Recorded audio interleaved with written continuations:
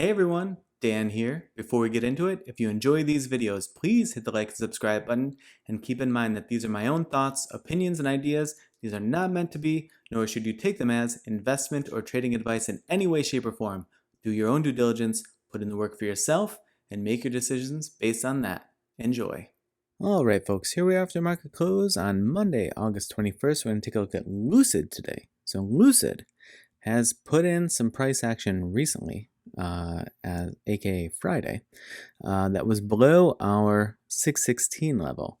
But today it did a nice job pushing off of that. So we're going to zoom in and take a look at that after we take a look at the daily here. And then we're going to flip over to Thinkorswim, see where it sits on that setup, and then call it a video.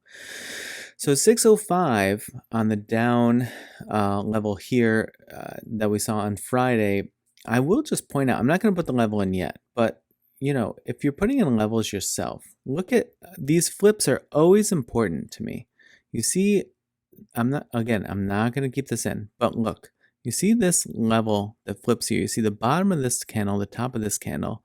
You see the top of this candle and the bottom of this candle, right? They're pretty darn close in, right? So you sort of pick yourself a spot or a range.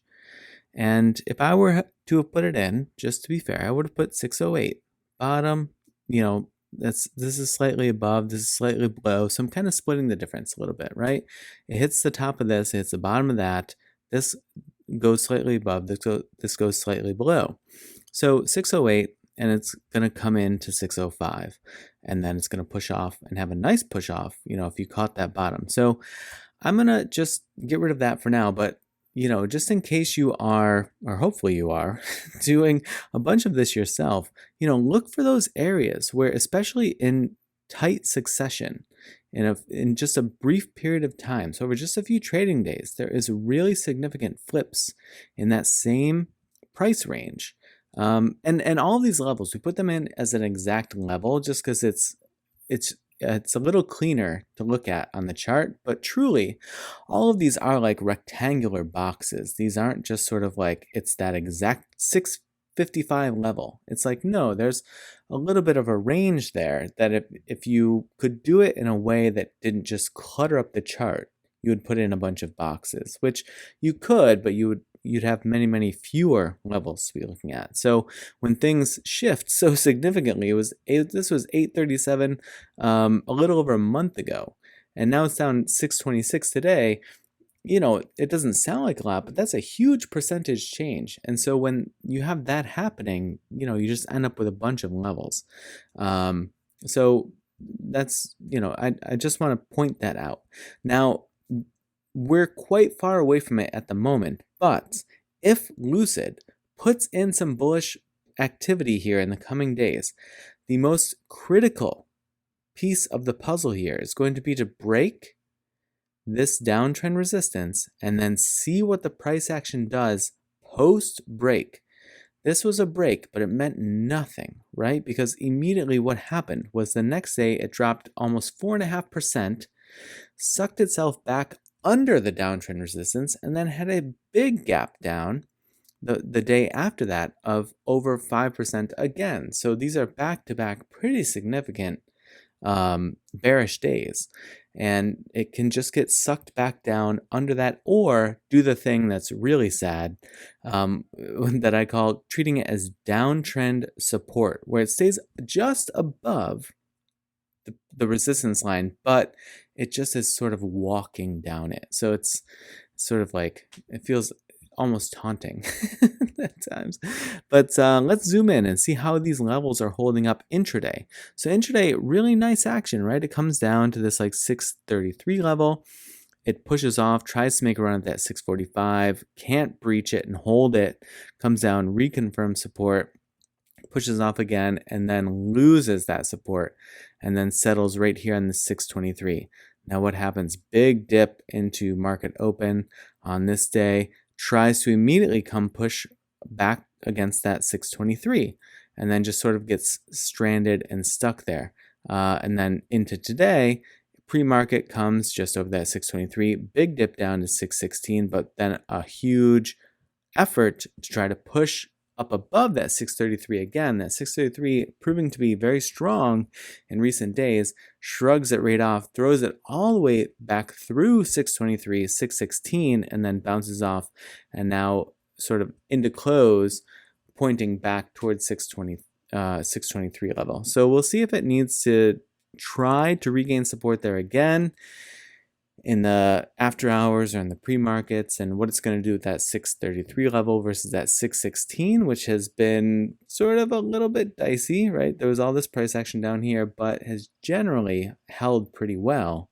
But that 633 has been sort of equally strong at sort of just tossing the price action right back down. So it's kind of volleying itself through that 623 by way of pushing off the 616 and getting shoved back down from the 633. So I'm sort of looking for two things. One, looking for it to break that repetitive action, right? Either just establish below the 616 or establish above the 633, and then if and when that happens, look for this downtrend resistance. Where is this coming into play? Can it make any sort of significant price movement above that? And what does that look like once a break occurs there? Thinkorswim setup, looking at the channels, this is the 180 to 200 EMA cloud. So still well below that. So still obviously in a downtrend, as you see here. Kind of trying to approach. It didn't come down and fully nudge the bottom bound of the channel, which is interesting. And sort of trying to recoup back toward the mid-range, which right now is sitting at 668. I'm sort of questioning if it's going to shrug that off and come down and do a true test of the bottom bound of the channel, which right now is sitting about 581. That will shift day to day as the price action comes in, but it certainly doesn't have to. But it's catching some sort of challenging price action right around this low mid-range that you see here. It's right about where it's sitting at the moment. Now, we did have several days of triggering and now 3 days of firing. So I'm kind of wondering, is this going to mean anything? It doesn't always. You see several days of triggering here and then like 1 day of firing. And I guess you had this relatively decent down day, but to me, that's not really a super significant move. So trigger, fire, very brief 1 day fire, and now a re-trigger, and now a 3 day fire. So I'm still kind of waiting to see, is that fire going to result in anything? To me, it hasn't made, if it's going to make a move off of this recent trigger, it hasn't done it yet. And so I'm interested to see, is that going to be a push off of a near bottom bound? Is it going to be a strong shrug from this sort of low mid-range and then push back down hard? Or is it going to be a misfire? And I know that just sort of encompasses all of the possible results, but again, I'm not a crystal ball channel, so there's plenty of channels that will crystal ball you to death if you want it. So that's the place for you if that's what you're looking for. But that's where it's sitting to me at the moment. That's what the TTM squeeze indicator is looking like, and RSI sitting about 42, slightly on the rise, very, very slightly. So we'll see if that sort of results in anything. And if this dips below this 616 level and starts to put in some sort of consistent price action below that, we will chart some levels below so that we have them. But for now, I'm going to refrain from putting in additional levels down there, since it very quickly recovered from that level, and I just feel like it would clutter the chart more than anything at the moment. All right, folks, I hope that your trading week is off to a good start, and as always, I appreciate you watching, and I will see you in the next video.